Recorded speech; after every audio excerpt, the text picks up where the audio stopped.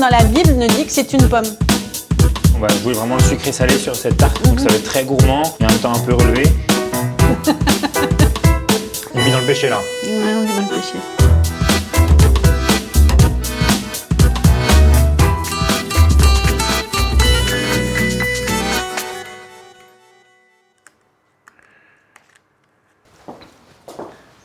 Hello. Salut, c'est quoi? C'est mon petit apéro autour de la pomme, des petites brochettes, t'as vu, que je te prépare c'est beau. de chips de pommes un peu en relief comme ça, des cristallines ça s'appelle. D'accord. Tiens ça, à la tome de chèvre. À la pomme de chèvre. Au lard, à la nette et nature aussi, tu as un peu de fleur de sel dessus et je trouvais que c'était une idée d'apéritif sympa avec un petit verre de cidre. C'est bon. C'est sympa hein? Ah ouais, une change chèvre, un peu c'est de- incroyable. Chin. À la tienne. Mais j'aime bien moi la pomme, j'adore ça, c'est un vrai fruit du quotidien.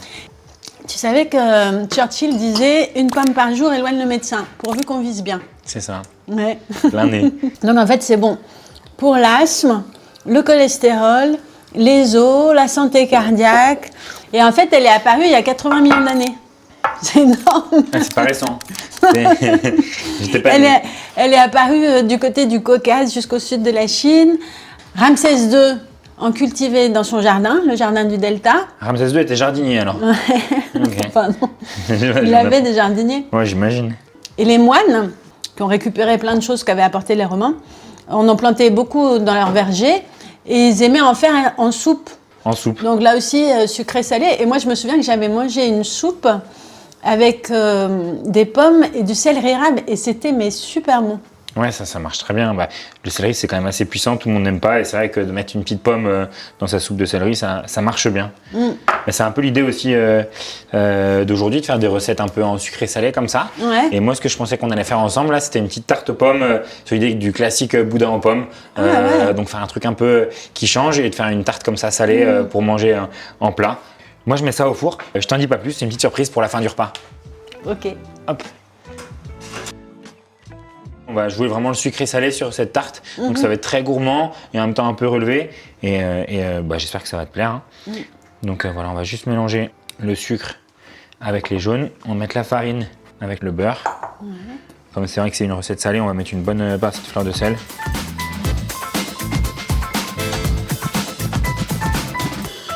Il y a beaucoup de pommes célèbres, non? Et il y en a plein des pommes célèbres, non? La plus célèbre pour moi c'est Apple. Apple.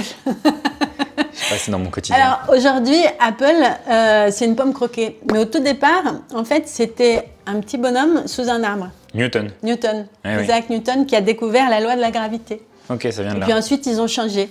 Et qu'est-ce qu'il y a encore? Qu'est-ce qu'on a? Il y a Blanche-Neige, non? Ouais, Blanche-Neige qui est morte. Empoisonnée. Empoisonnée par une pomme. Et ça te fait penser à quoi? Les Beatles. Ok. En fait, c'était le logo de leur maison de disques. Parce que Paul McCartney venait d'acheter « Ceci n'est pas une pomme » de Magritte. Et Magritte, il a peint plein de tableaux avec des pommes, dont le Fils de l'homme. Ah, je l'ai vu ce tableau. Ok. Ouais. Et après, on a quoi? Bah la plus célèbre, non? C'est-à-dire? Bah la pomme d'Adam.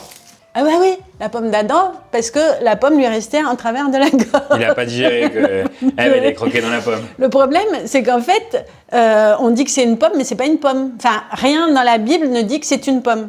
A priori, on pense que l'idée de la pomme est venue du fait que les premières Bibles pour les chrétiens étaient en latin et que en latin, pomme, c'est malum, mala et pommier, malus, qui est aussi malus, l'adjectif de mauvais. D'où la confusion, la pomme, le mauvais, le péché Ça se trouve, c'est autre originel. chose. Oui, c'est autre chose. Ça peut être des raisins, ça peut être de la grenade, ça peut être une figue, puisqu'ils se sont cachés avec des feuilles de figuier. Mais pourquoi pas une figue? Moi, je voudrais bien rajouter des figues dans la recette. Ah ouais, Avec le boudin, ouais, pour faire un petit condiment pour finir la tartelette. On d'accord. peut faire ça, carrément. Super.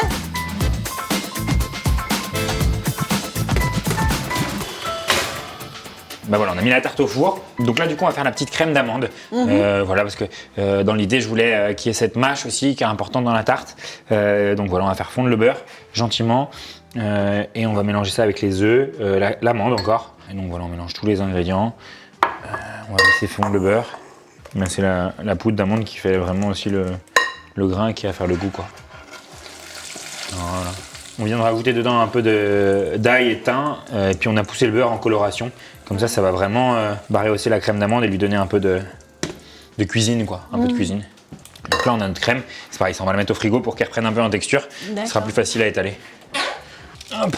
Allez, on laisse refroidir un petit peu la tarte. Ouais. Mais je suis quand même vachement étonné de ce que tu me disais tout à l'heure. Ça serait pas des pommes alors? Bah non. Mais en fait, ça vient de cette confusion linguistique qui vient du latin, qui font qu'après, tous les artistes se sont accaparés la pomme et ils ont représenté à chaque fois une pomme. Par contre, il y a juste un endroit, à Vézelay, dans la basilique, ils ont sculpté une grappe de raisin. Elle mange une grappe de raisin. Il y a un dissident, quoi. Ok. Allez, hop, faut pas se déshydrater. Et donc, on va aller tailler le boudin là pour le tapisser au fond de la pâte à tarte. On viendra après recouvrir de la crème. Donc voilà, le joli boudin. Et c'est vrai que moi, je me suis dit que cette recette là, c'était vraiment l'idée aussi pour faire manger aux enfants, parce que c'est vrai que le boudin, c'est hyper bon pour la santé, c'est riche en fer, mais c'est vrai que c'est pas sexy à manger. Et donc là, je me suis dit que voilà, déguisé en tarte aux pommes, ça passerait bien. Hop, et on va venir du coup recouvrir ça avec la crème d'amande. Et voilà, là c'est plutôt bien garni. Ouais. C'est joli. Allez, ça part. On va attaquer le chutney. J'ai un caramel de pommes là que j'ai fait. Ouais. C'est en fait le jus de pomme qu'on a fait réduire, caraméliser, que je vais venir détendre avec du vinaigre de pomme. Et voilà, on va pouvoir mettre les oignons. Ouais. Et donc le truc, c'est d'avoir l'équilibre entre l'acidité et le sucre. Donc là, pour le coup, il n'y a pas de matière grasse. Non, voilà, c'est un coup sur deux, t'as vu. Soit c'est du sucre, soit c'est de la matière grasse. Et du coup, pourquoi il fallait pas croquer dans la pomme? Alors, c'était donc Dieu a dit, il les a installés dans le jardin d'Éden, donc un grand verger avec plein d'arbres à fruits. Et il leur a dit, vous pouvez manger de tous les fruits, sauf de l'arbre de la connaissance du bien et du mal, sinon vous mourrez. Alors eux, ils ont dit ok, mais le problème c'est que le serpent est apparu et leur a dit, mais c'est parce que Dieu, il veut pas que vous soyez comme lui, parce que si vous le mangez, vous allez être comme des dieux et tout ça. Et donc Ève a regardé pour la première fois les fruits de cet arbre et elle s'est dit, ah oui, ça a l'air bon quand même. Elle a croqué, elle a donné à Adam qui a croqué aussi. Et là, tout de suite, ils ont su qu'ils étaient nus. Et ils se sont cachés. Avec les feuilles de figuier. Avec les feuilles de figuier. Donc c'est vrai que ça tient pas, sinon ça aurait été des feuilles de pommier. Alors, donc, on parle toujours du péché originel, mais oui. en réalité, dans ce passage-là, il n'y a ni le mot pomme, ni le mot péché, ni le mot chute. Et en fait, c'est saint Augustin qui a introduit l'idée de ce péché originel qui aurait aussi un rapport avec un acte sexuel. Et en fait, le mot péché, ça vient d'un verbe utilisé par les archers du roi David en hébreu, het, qui signifie rater la cible. Et ça me paraît beaucoup plus intéressant, c'est-à-dire que le péché, c'est pas un problème moral ou quoi ou qu'est-ce, c'est un manquement à soi-même. Ce qui est beau, c'est qu'ils veulent être comme des dieux et ils se rendent compte qu'ils sont complètement nus. Ça les rend faillibles, en fait. Il y en a qui voient un péché d'orgueil plutôt. Il y a une chose qui est très belle, c'est que Dieu dit « Où es-tu » Donc Adam se cache, Dieu dit « Où es-tu » Mais en réalité, Dieu, il sait très bien où il est. Enfin, il ne le cherche pas. En réalité, il ne dit pas « Où es-tu » mais « Où en es-tu » D'accord. Tu vois? Ouais. Avec ce que tu as fait. Parce qu'ils ont fait quelque chose, ils en subissent les conséquences. Et qu'est-ce qu'ils en font, justement, de ça? Et donc, ce « Où es-tu » Où en es-tu? C'est comme si Dieu, il le disait à chacun de nous. Okay. Par rapport à ce qu'on fait, par rapport à là où on en est justement. En fait, il y a plein de lectures possibles. Et effectivement, moi, j'ai vraiment du mal avec cette idée de péché originel, parce que l'idée, c'est quand même que tous les hommes subissent ce péché d'Adam et Ève. On est tous pécheurs. Et donc, le Christ est venu pour racheter cette faute originelle.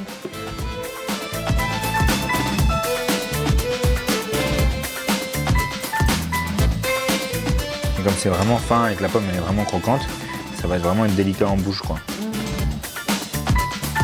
Ça fait un joli visuel, tu vois, qui va ramener beaucoup de fraîcheur et qui va bien mettre en avant la pomme. Ah ouais, c'est super beau. Et voilà, on a une belle cuisson. Ouais, c'est joli, moi j'aime bien. Et c'est bien doré là. Exactement, bien cuit.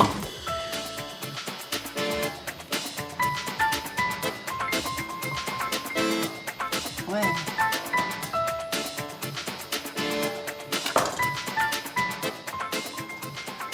Et voilà, on avait dit qu'on allait mettre des figues dans la recette.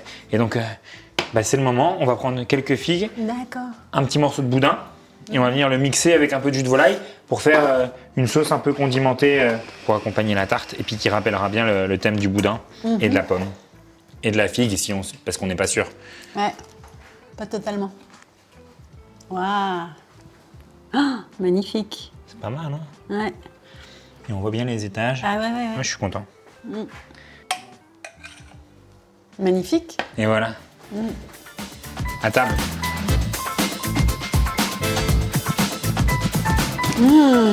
C'est gourmand. Hein. Ouais. Avec la sauce comme ça, là. Ça fait envie. Mais bon appétit. Hein. Bon appétit. Pomme sur pomme. C'est pas mal, hein? Ah là là, super bon. Mais il y a quand même un truc qui est dommage. C'est que, en fait, la gourmandise, c'est un péché capital. On vit dans le péché, là. Ouais, on vit dans le péché. Mais en fait, je crois que cette histoire de gourmandise qui est un péché capital, c'est juste une histoire de mesure. Parce que, par exemple, moi, j'adore le chocolat. Si je mange un petit carré de chocolat après le café, je me fais plaisir, c'est de la gourmandise, mais c'est pas grave.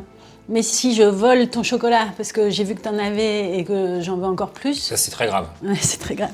Dans le christianisme, à l'inverse de l'islam ou du judaïsme, il n'y a aucun interdit alimentaire, en fait. Oui, c'est une question de dosage. Parce que Jésus a dit, écoutez et comprenez, ce n'est pas ce que vous mettez dans votre bouche qui est impur, mais ce qui sort de votre bouche. Donc en fait, tout est une question de mesure et de liberté. Donc je crois qu'on ne vit pas dans le péché. C'est bon, on a le droit, on peut terminer la part. Ouais, si on mange une part, ça va. Là, c'est moins bien. Dans l'imaginaire collectif, il y a un peu un lien entre la pomme et l'érotisme, un lien entre la pomme et le péché. Et en fait, je pense que ça vient du Cantique des Cantiques. Est-ce que tu connais le Cantique des Cantiques ? Raconte-moi. Alors attends, on profite. J'ai une Bible quelque part. Je vais te lire des passages du Cantique des Cantiques avec la pomme. Comme le pommier parmi les arbres d'un verger, ainsi mon bien-aimé parmi les jeunes hommes, à son ombre désirée je me suis assise, et son fruit est doux à mon palais. Ranimez-moi avec des pommes, car je suis malade d'amour. Tes seins, qu'ils soient des grappes de raisin, le parfum de ton souffle, celui des pommes. Tes discours, un vin exquis. Donc en fait, il y a beaucoup la pomme dans le Cantique des Cantiques, et ça a été gardé dans la Bible qu'à partir du 1er siècle, après Jésus-Christ, parce que en fait, ils se sont dit que ce poème d'amour, qui peut être entre un homme et une femme, était pour les Juifs entre Dieu et son peuple Israël, et pour les chrétiens, entre le Christ et son Église. C'est souvent un texte qui est lu pour les mariages, par exemple. Mais disons quand même, c'est vraiment lié quand même au péché, et si on reprend même un peu le symbole qu'on retrouve dans les fêtes foraines, la pomme d'amour, tout ça, c'est quand même très lié à la chair, et même à la chair de la pomme, on pourrait faire le lien. Oui, d'ailleurs, dans le judaïsme, la pomme, ça veut dire ce qui est gonflé, dans le sens de l'enfantement. D'accord. Et c'est drôle parce que Jodassin, il a fait une chanson où il y a quelque chose un peu, justement, qui ressemble au Cantique des Cantiques, donc je ne sais pas si il l'a fait exprès, mais... Alors attends, ça donne... À la foire du village, un jour je lui ai soupiré que je voudrais être une pomme suspendue à un pommier et qu'à chaque fois qu'elle passe, elle vienne me mordre dedans. Mais elle est passée tout en me montrant ses jolies dents. Zai zai zai zai da da da da da zai zai zai zai da da da da da zai zai zai zai. Mais c'est incroyable, le chemin qu'on a fait avec la pomme et toutes les histoires, la Bible, Newton. On en a peut-être même oublié, ça se trouve. Je pense qu'on en a oublié. Incroyable. Ah, c'est trop cool. J'ai appris plein de trucs. Bah ouais. Merci. Je sens très bien. Alors, ce dessert. Tu vas voir. C'est assez explosif en bouche parce que tu as vraiment l'acidité, le croquant. Et puis après, le 4 épices qui arrive aussi, qui est assez sympa. Ah, bravo.